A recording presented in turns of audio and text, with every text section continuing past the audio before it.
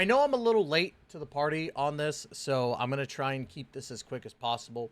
But I'm going to explain why you should either summon for one particular unit or just skip entirely, right?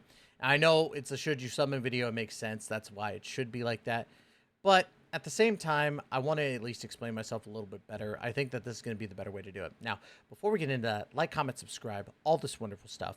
Don't forget to hit that notification bell, and let me know in the comments down below which one you are summoning for out of these 3 banners. So, let's go ahead and dive in. I first want to talk about the 4 stars very briefly, because I think the 4 stars on these primary banners are good, but not great. And here's why.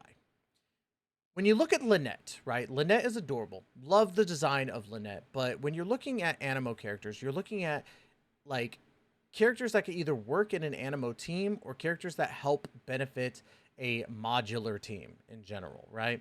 And if you're looking at Lynette, I don't think Lynette has that modular team build per se. She can help out with those teams, but she's definitely not, you know, doing anything in regards to helping support like a unit in Kazuha, right?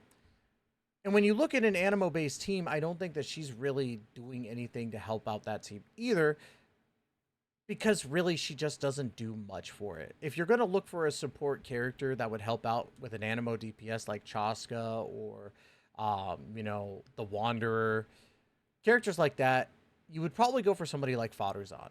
Faduzan would be a great 4-star to have for those animo teams. So, unfortunately, as cool of a design as Lynette's design is, it's definitely just playing second fiddle to another 4-star animo user known as Faduzan, right? We look at Kujosara, and Kujosara is great in tandem with Raiden Shogun, right? Very fantastic unit in general. However, like, I don't think you're going to use Kujosara in a Kinich team. And I don't think that you're going to run Kujosara over Bennett, because Bennett has way more benefits to him. Benefit Bennett. Than Kujosara. And yeah, you have to deal with the Pyro Infusion on C6, but I think, honestly, I used to be the guy that hated C6 Bennett, but C6 Bennett nowadays is not that bad. Especially when most of the units do not have their overridden infusion. Like, I know that Raiden Shogun is not going to have overridden infusion. She's still going to stay Electro. So, Kujosara, I think, just kind of plays that second fiddle. And it sucks to say that. It really, really does. But it's just what it is. It is what it is, right? And then you got Toma. And Toma's good. Like, Toma's shield gets better and better, I feel, with every patch. I've seen him run in more teams. I've ran him in more teams to test him out, and I think that he's a lot better than he used to be. Unfortunately, I still think that he's playing second fiddle to most shield units within the game. He's not beating out the 5-star units, and in my opinion, and people can argue with me on this, I still think that Diona's shield in general is a lot better. The only thing that Toma has over units like Diona and stuff like that is his Pyro Infusion, because I feel like Pyro Infusion is a much better infusion than a Cryo Infusion. But at the same time, like, if I'm using Toma, I'm not going for Pyro Infusion per se. I'm more going for the shielding aspect personally. And I don't think that he beats out, you know, Diona or anybody else personally. Now, I think he might beat out Layla a little bit, but that's just my opinion. Maybe my Layla just isn't built properly. When we talk about these 5-star units, we talk about Kinich. And Kinich is a Dendro DPS character, right? And I don't think there's anything wrong with that. This is the one character I don't have from any of the banners that we're talking about. Every other character besides Kinich I have and I've used. So I don't really have too much insight when it comes to Kinich. However, I didn't summon for Kinich for multiple reasons. I'm not summoning on Genshin Impact banners as much anymore. I do summon, but I don't post my stuff, really, because I don't think that I need to spend as much money. So for me, Kinich was just one of those units I looked. I'm like, I already have Alhaitham. I don't really need to worry about Kinich. I do know that he's pretty powerful. And from the DPS standpoint, I think that he's really good. So overall, I would say, like, if you're going to go for a Dendro DPS, Kinich is good, but I don't think he's beaten out anybody in particular. And then we have Raiden Shogun being still one of the best units in the game, in my personal opinion. Great sub DPS. Electro Infusion, really, really good. Her E is fantastic for being that sub DPS character. And her ultimate is still one of the best ones. She's Booba's sword for a reason, right? I feel as though like she's fallen off a little bit, just a little bit, not a lot of it, but I still think that she's still one of the best characters in the game. Like, I just love using her. I think that she's one of those characters that I will never not run on a team. So, if you're going to invest your money into Genshin Impact, which again, I don't think that anybody should be spending money on gachas. I do it so that you don't have to in my summons. But in this case, I would say like if you are going to spend money and you have the excess income, if you don't do it. But if you do, Raiden Shogun's probably the unit to go for. There's two other units that I do want to talk about that are on the level of Raiden Shogun, in my opinion. And they're on the Chronicle Wish banner. Now, I want to say first off, the Chronicle Wish banner right now is probably the best of the Chronicle Wish banners. Because the Inazuma characters are insanely good.